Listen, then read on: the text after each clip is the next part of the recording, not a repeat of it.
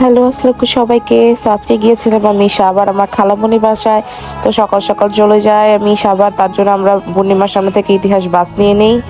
Finally Savar পৌঁছানোর পর আমি আমার খালাতো ভাই বোনদের জন্য একটু চিপস একটা ছোট গাড়ি কিনে নিই। বাসায় ঢোকার পর আমাদের খালাতো বোন আমাদের খুবই ভালোবাসার সাথে ওয়েলকাম করে।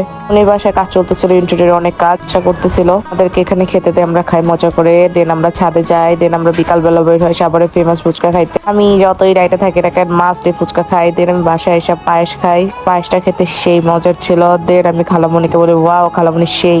এটা হলো বড় খালামণি আর খালু, তাদের জন্য আমার এখানে আসা, তারা ডক্টর দেখাতে আসছিল।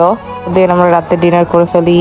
দেন সবাই একটা রুমে এসি ছিল, তো সবাই একসাথে কাঠ বিছনা করে ঘুমাইছি আমরা মজা করে। একটার দিকে পাশের বাসায় বিয়ের দাওয়াত হচ্ছিল, সেই গান সেই নাচানাচি করতেছে, সবাই ঘুমাই গেছে, আমরাই নাচতেছিলাম। দেন সকালবেলা উঠে রেডি হয়ে যায়। আমি কালকে আসি, তারপরের দিনে চলে যাই। খালামণি বাজার দিয়ে দেয়। দেন আমরা চলে আসি মিরপুর চলে যাই। দেন আমরা পূর্ণিমার সিঙ্গারা খাই কি বাসায়।